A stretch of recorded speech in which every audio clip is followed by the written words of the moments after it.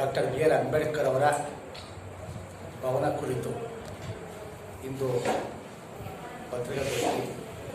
ಈ ಪತ್ರಿಕಾಗೋಷ್ಠಿಯಲ್ಲಿ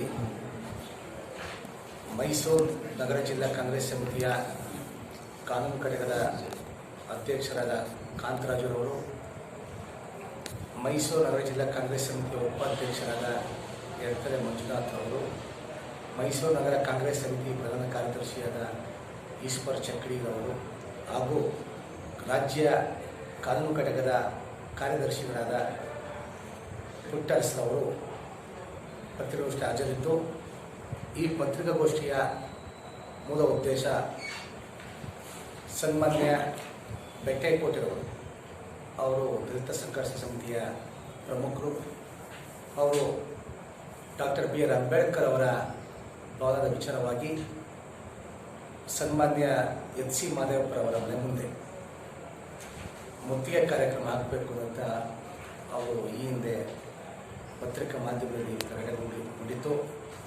ಸನ್ಮಾನ್ಯ ಬೆಟ್ಟೇಕೋಟೆಯವರನ್ನ ಮನವಿ ಕಳೆದಿದೆ. 1994ರಿಂದ ನಿರಂತರವಾಗಿ ಈ ಅಂಬೇಡ್ಕರ್ ಭವನ ಸುಸಜ್ಜಿತವಾಗಿ ಬರಬೇಕಾದ್ರೆ ಮಾದೇವಪ್ಪನವರ ಶ್ರಮ ಅತಿ ಹೆಚ್ಚಾಗಿದ್ದು, ಇನ್ನೂ ಕೂಡ ಮಾದೇವಪ್ಪನವರು 14 ಲಕ್ಷ ಇರ್ತಕ್ಕಂಥದ್ದನ್ನ 19 ಕೋಟಿ ಮಾರಿ, 19 ಕೋಟಿ ಇರ್ತಕ್ಕಂಥದ್ದನ್ನ 23 ಕೋಟಿ ಮಾರಿ, ಈಗ ಇನ್ನೆರಡು 15 ದಿನದೊಳಗೆ ಕೆಲಸ ಕಾಮಗಾರಿನ ಪ್ರಾರಂಭ ಮಾಡಿಸ್ತಾರೆ. ಈ ವರ್ಷದೊಳಗೆ ಆ ಕಾಮಗಾರಿ ಪೂರ್ಣಗೊಂಡು ಜನಸಾಮಾನ್ಯರಿಗೆ ಅದು ದೊರಕುವಂಥ ಭವನವಾಗುತ್ತದೆ. ಈ ನಿಟ್ಟಿನಲ್ಲಿ ಮಾನ್ಯ ಬೆಟ್ಟೇಕೋಟೆರವರು 24ರ ಮುತ್ತಿಗೆ ಕಾರ್ಯಕ್ರಮ ಕೈ ಬಿಡಬೇಕು ಅಂತ ಒತ್ತಾಯ ಮಾಡ್ತಿದ್ದಾರೆ. ಮಾದೇವಪ್ಪನವರು 23 ಕೋಟಿ ಸರ್ಕಾರದಿಂದ ಹಣ ಬಿಡುಗಡೆ ಮಾಡಿಸಿ ಕ್ಯಾಬಿನೆಟಲ್ಲಿ ತಂದು ಅದು 27/3/25ಕ್ಕೆ ಅನುಮೋದನೆಗೊಂಡ ನಂತರ ಅದು ಅಂಬೇಡ್ಕರ್ ಭವನ ಸುಸಜ್ಜಿತವಾಗಿ ಅದು ಅವನಿಯಂತ್ರಣ ಕೊಠಡಿ ಮತ್ತು ಕುಶನ್ ಚೇರು ಹಾಗೂ ವಿವಿಧ ಪೀಠೋಪಕರಣ ಹೊಂದಂತ ಅದು ಸಮುದಾಯ ಭವನವಾಗುತ್ತದೆ. ಅದಕ್ಕೆ ಅಂಬೇಡ್ಕರ್ ಭವನ ಅತಿ ಹೆಚ್ಚಾಗಿ ಆಕರ್ಷಣೆಯಾಗಿ ಹೊರಹೊಮ್ಮುತ್ತದೆ ಅಂತ ನಾನು ಈ ಮೂಲಕ ಮನವಿ ಮಾಡಿಕೊಳ್ತಾ, ಈ ಅಂಬೇಡ್ಕರ್ ಭವನ ಇಷ್ಟು ವಿಳಂಬ ಆದರೂ ಕೂಡ ಸುಸಜ್ಜಿತವಾಗಿ ನಡೀಬೇಕಾದ್ರೆ ಸನ್ಮಾನ್ಯ ಮುಖ್ಯಮಂತ್ರಿಗಳು ಹಾಗೂ ಮಾದೇವಪ್ಪನವರ ಪಾತ್ರ ಅತಿ ಹೆಚ್ಚಾಗಿದ್ದು, ಈ ಹಿಂದೆ ನಮ್ಮ ವಿ ಶ್ರೀನಿವಾಸ ಪ್ರಸಾದ್ ಕೂಡ ಅದನ್ನ ಓಪನ್ ಮಾಡಬೇಕು ಅಂತ ಮನಸ್ಸಲ್ಲಿ ಇತ್ತು. ಕಾರಣ ಹಾಕಿಲ್ಲ. ಈಗ ನಮ್ಮ ಮಾದೇವಪ್ಪನವರು ಮಾಡಿ ಮುಗಿಸ್ತಾರೆ ಅನ್ನೋದು ತಮ್ಮ ಮೂಲಕ ಒತ್ತಾಯ ಮಾಡ್ತಿದ್ದಾರೆ.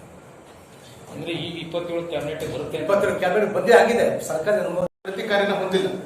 ಅವಾಗ ದಲಿತ ಮುಖಂಡರು ಅನ್ನಿಸ್ಕೊಂಡ್ರು ನಾವೆಲ್ಲರೂ ಕೂಡ ಯಾರು ಕೂಡ ಬಿಜೆಪಿ ಸರ್ಕಾರನ ಪ್ರಶ್ನೆ ಮಾಡಕ್ ಕೂಡ ಆಗ್ತಾ ಇರಲಿಲ್ಲ.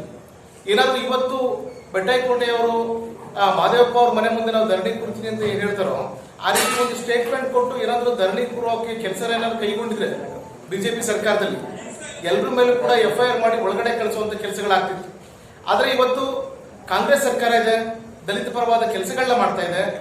ಅಂತ ಸಂದರ್ಭಗಳಲ್ಲಿ ನಮಗೆ ಮುಕ್ತವಾಗಿ ಜಿಲ್ಲಾ ಉಸ್ತುವಾರಿ ಸಚಿವರಾಗ್ಲಿ ಅಥವಾ ಮಾನ್ಯ ಮುಖ್ಯಮಂತ್ರಿಗಳಾಗ್ಲಿ ಅವಕಾಶನ ಕಲ್ಪಿಸ್ಕೊಡ್ತಾರೆ.